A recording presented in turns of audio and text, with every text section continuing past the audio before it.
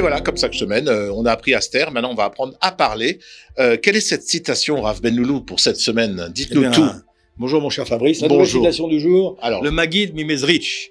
Le Maggid Mimezrich, l'ancêtre de la Chassidoute. c'est aussi dans les ordres du Baal Shem Tov. Dans les ordres du Baal Shem Tov. Je ne sais pas si c'est Pologne, Hongrie, Russie. Je crois que c'est plutôt de Russie, mais à vérifier. Bon, en tout cas, c'est Ashkenaz. C'est Ashkenaz, absolument. Voilà. C'est pas Tunisie, Fabrice. Non, ni algérien. Absolument. Alors, le Maggid Mimezrich, les échecs et les erreurs sont un pont vers la réussite et non pas une malchance. Alors, pour une fois, on va parler d'un jeu, le jeu d'échecs, c'est ça? Jeu d'échecs, absolument. Alors, Échec et maths. Voilà. Alors en fait, on nous explique ici que souvent on croit que quand on a un échec, malheureusement, c'est une malchance finalement et qu'on aurait préféré avoir que des réussites.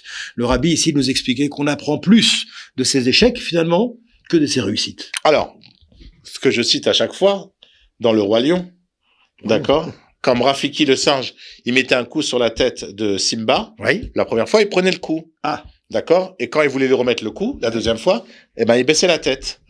Parce qu'il avait, de son échec, de son coup qu'il a pris la première fois, il a appris que la deuxième fois, il fallait baisser la tête. Ben voilà. Ça Voilà. va un petit peu dans ce Et sens-là. donc, nous, en fait, on apprend de nos échecs tous les jours. Et c'est comme ça qu'on progresse, en fait. Faut pas voir les échecs mal.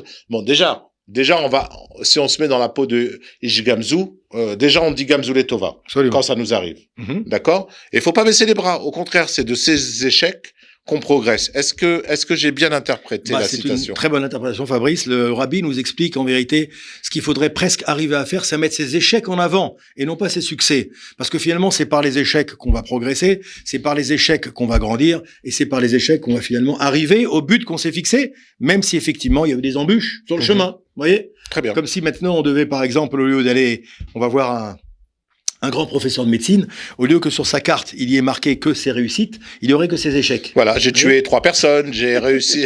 Ouais, très bien, très bonnes J'ai fait idées. ça, mais Des très bonnes idées Non, de mais Rav j'explique. Benloulou. J'ai Ah raté. ouais, voilà, je peux te dire que le mec, c'est fini, il ferme le cabinet. Non, Fabrice. Alors, j'ai tué 2 personnes la semaine dernière, Pas du tout. j'ai raté une opération, bon, le mec, il a la tête tordue. Elle est extraordinaire, Mais, elle est extraordinaire. Ouais. J'ai raté la première année de médecine, Ouais. mais j'ai raté peut-être la 5e, j'ai raté mais j'ai réussi. Je suis aujourd'hui professeur, émérite, professeur titulaire de l'université. Entre nous, j'irai voir celui qui a tout réussi. Hein. Après, vous faites ce que vous voulez. Hein. Parce que celui qui a tout réussi, on ne sait pas par où il est passé avant d'arriver à la réussite. D'accord. C'est ce que nous explique le rabbi ici.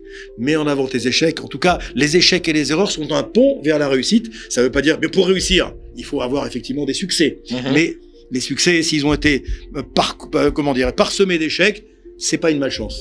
Voilà. Magnifique. C'est la citation. On finit bien, hein. On s'en sort bien. À la semaine Merci, prochaine. bravo. Merci Rav Benloulou.